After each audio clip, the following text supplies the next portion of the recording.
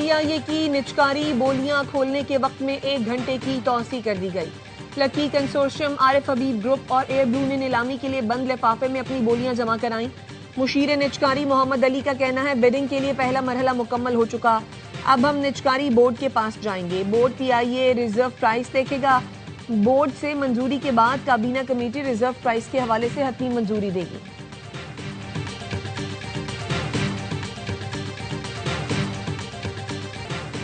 برطانوی جریدے financial Times نے field marshal Syed Asim Munir کو کثیر الجہتی خارجہ پالیسی کا ماہر قرار دیا۔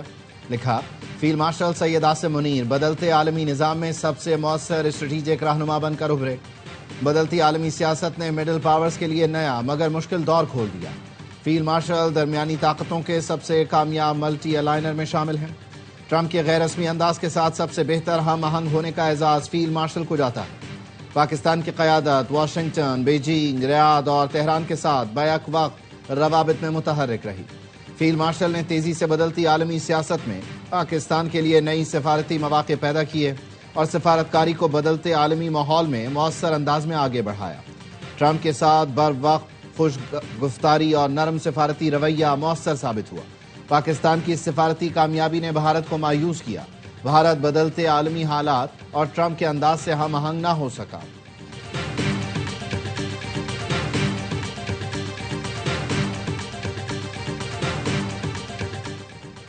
بانی پی ٹی آئی نے امریکہ سمیت دوست ملکوں سے تعلقات خراب کیے۔ فیلڈ مارشل سید عاصم منیر نے ملکی اعتماد کی بحالی میں اہم ترین کردار ادا کیا۔ سعودی عرب سے دفاعی معاہدے کا کریڈٹ فیلڈ مارشل اور وزیر اعظم کو جاتا ہے۔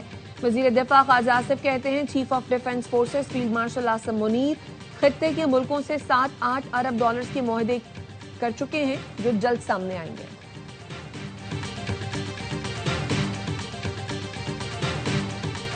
فیلڈ مارشل کو ملنے والا کنگ عبدالعزیز ایوارڈ پوری قوم کا ایوارڈ ہے۔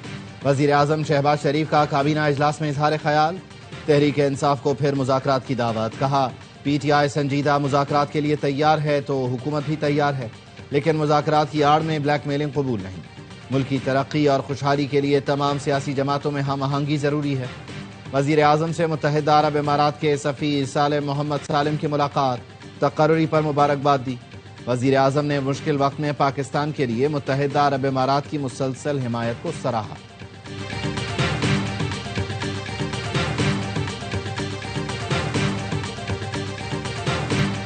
اقتصادی رابطہ کمیٹی نے انٹرنیٹ اسپیکٹرم نیلامی کی منظوری دے دی ہے۔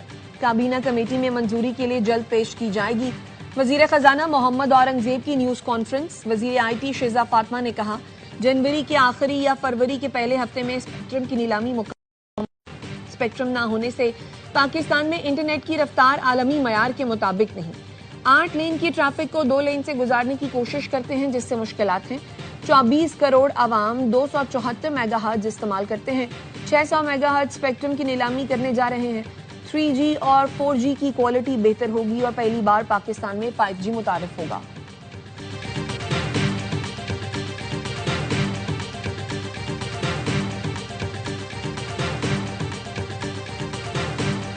صدر مملکت آصف علی زرداری کی نجف میں حضرت علی رضی اللہ تعالیٰ عنہ کے روضے پر حاضری، فاتحہ خوانی۔ صدر نے مسجد کوفہ میں نوافل ادا کیے، حضرت علی سے منسوب مکان کی زیارت کی۔ صدر مملکت نے امت مسلمہ کے امن، اتحاد اور ہم آہنگی کے لیے دعا کی۔ صدر نے نجف میں گورنر، منتظمین اور مبلغین سے بھی ملاقاتیں کی۔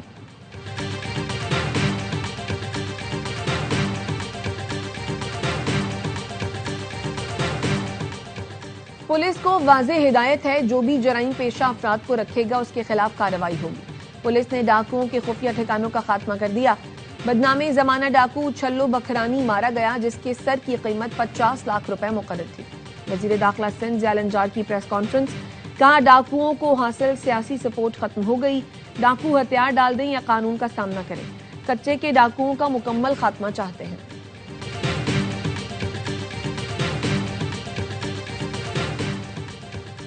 بانی پی ٹی آئی سے اڈیالہ جیل میں ملاقات کا دن۔ علیمہ خانم، ڈاکٹر عظمیٰ اور نورین نیازی گورکھپور ناکے پر پہنچیں تو پولیس نے روک لیا۔ بانی پی ٹی آئی کی بہنوں نے فیکٹری ناکے پر دھرنا دے دیا۔ دفعہ 144 کی خلاف ورزی اور پولیس حملوں میں ملوث پی ٹی آئی کارکنوں کو گرفتار کرنے کا فیصلہ۔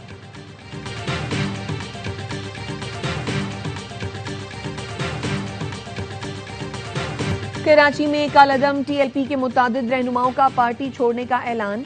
मोहम्मद नदीम का कहना था टीएलपी के बाद फैसले जज्बात में आकर किए गए, जिससे पार्टी और मुल्क को नुकसान पहुंचा।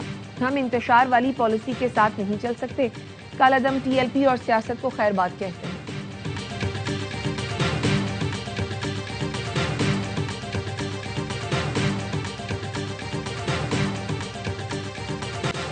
बैनुल-अक़वामी और मकामी मार्केट में सोने की कीमत तारीख की नई बुलंद तरीन सतह पर पहुंच गई।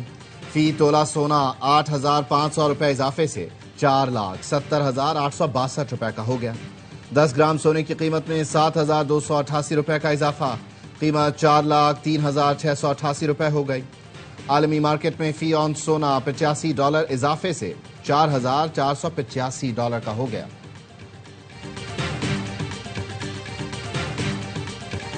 मुल्क भर में सर्दी ने डेरे डाल लिए, बालाई इलाकों में बर्फबारी का सिलसिला जारी। नांगा पर्वत पर 10, बाबूसर टॉप पर 7 फुट से ज्यादा बर्फ पड़ चुकी, पारा -8 तक गिर गया। कालाम में 2.5, मालम जब्बा में 2 इंच बर्फबारी।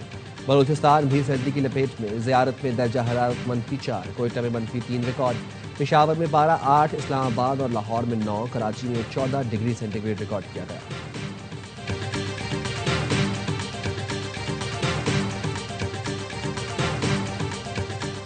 करप्शन और इख्तियारात से तजावुज करने पर एफआईए के 7 मुलाजमीन के खिलाफ कार्रवाई। इंस्पेक्टर फखर अब्बास और कांस्टेबल गुलाम मुस्तफा गैर कानूनी छापे और भत्ताखोरी पर बरतरफ। एएसआई एहसन मिस्कीन मुसाफिर से रकम लेने पर बर्खास्त। गैर कानूनी इमिग्रेशन पर inspector Fahad Iqbal, sub inspector Wasim Ubaid की तरक्की 2 साल, जबकि सब इंस्पेक्टर किरण फरीद की तरक्की 1 साल के लिए रोक दी गई। सब इंस्पेक्टर तंजील रसूल की एएसआई के ओहदे पर तनज़ुली। डीजीएफआईए कहते हैं करप्शन और गफलत में मुलव्वस अहलकारों की एफआईए में कोई जगह नहीं।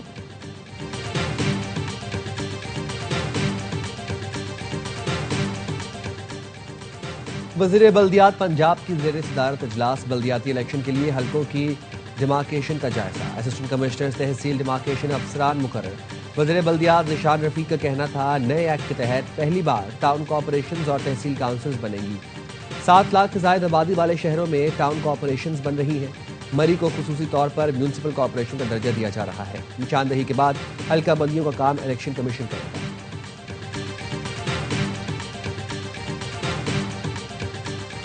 और अफगानिस्तान इंटरनेशनल क्रिकेटर्स के लिए महफूज नहीं। अफगानिस्तान की T20 टीम के कप्तान राशिद खान कहते हैं बचपन में हालात की वजह से गली में क्रिकेट खेलने की इजाजत नहीं थी। आज भी हम ऐसे बाहर नहीं जा सकते। अफगानिस्तान जाता हूं तो बुलेट प्रूफ गाड़ी इस्तेमाल करता हूं।